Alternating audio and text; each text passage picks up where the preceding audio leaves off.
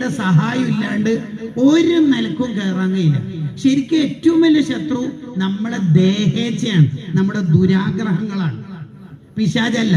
പിശാചിന് ഒരു കൊല്ലത്തിൽ എപ്പോഴോ കമ്പനി ലീവ് കൊടുക്കാറുണ്ടല്ലോ. റമദാനില്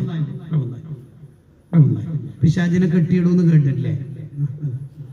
company leave. ഹവൻ നഫ്സിന് ലീവില്ല, ഫുൾ ടൈം വർക്കാണ്. പെരുന്നാളിനും ഷോപ്പ് ഗ്ലോസറിയിൽ പണിയെടുക്കുന്നവരൊക്കെ കണ്ടിട്ടില്ല നിങ്ങൾ? അതന്നെ ഹവൻ നഫ്സിന് അങ്ങനെയാണ്. അതുകൊണ്ടാണ് ബൂസൂരി ഇമാം പറയുന്നത് വഖാലിഫിൻ നഫ്സ, എന്നിട്ട് വശയിത്താനും. പിശാച് നമ്മളിലേക്ക് കയറുന്നത് നമ്മുടെ ദേഹേച്ഛയുടെ ഹെൽപ്പിലൂടെയാണ്. മൂപ്പര് അടുക്കള ഭാഗത്തുള്ള ഡോറ് തുറന്നുകൊണ്ടാണ് ഇബ്ലീസ് കയറുന്നത്, അല്ലാണ്ട് കയറാൻ കഴിയൂല.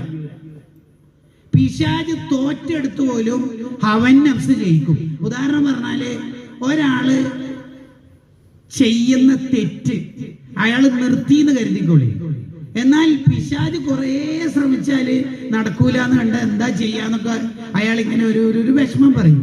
പക്ഷെ ഹവൻ നഫ്സ് തോക്കൂല. ഹവൻ നഫ്സ് എന്താ ചെയ്യാന്ന് പറഞ്ഞാല് തെറ്റ് ചെയ്യാനുള്ള സാഹചര്യം അയാൾക്ക് ഉണ്ടായിരിക്കെ തന്നെ തെറ്റ് നിർത്താൻ കഴിയുമെന്ന് അയാൾക്ക് കോൺഫിഡൻസ് മനസ്സിലുണ്ടാക്കി കൊടുക്കും. ഉദാഹരണം പറഞ്ഞാല് മുമ്പ് മൂപ്പര് ലവ് ആയ ഒരു പെൺകുട്ടി ഇപ്പം അതേ കോളേജിൽ ചേർന്നിട്ടുണ്ട്.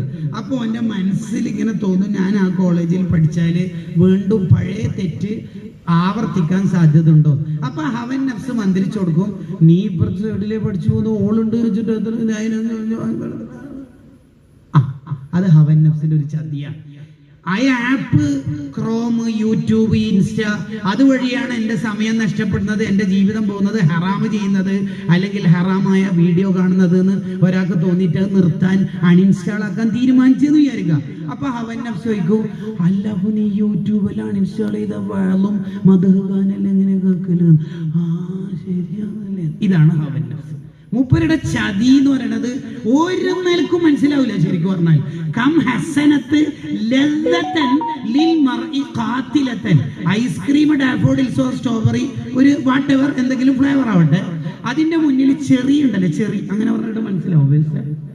ചെറീസ് എന്ന് പറയുന്നത് ചെറി തന്നെ, ചെറി അതിങ്ങനെ വെക്കും, ഉള്ളിൽ വിഷം ചേർത്തത് മനസ്സിലാവില്ല. ഹവൻ നഫ്സിന്റെ സാധനം എന്ന് പറഞ്ഞാൽ ഐസ്ക്രീമിന്റെ മുകളിൽ ചെറി ഇങ്ങനെ വെക്കും, അത്രയും രസം ഉണ്ടാവും. എന്നിട്ട് ഉള്ളിൽ വിഷം ചേർത്തത് മിൻ ഹൈസു ലം യദിരി അന്നസുമ്മ ഫിദ്ദസമി. അത് മനസ്സിലാവില്ല. ഉദാഹരണം പറഞ്ഞാലേ ഇതൊക്കെ മനസ്സിലാവുള്ളൂ. ഒരാൾ ഇശാ നിസ്കരിക്കും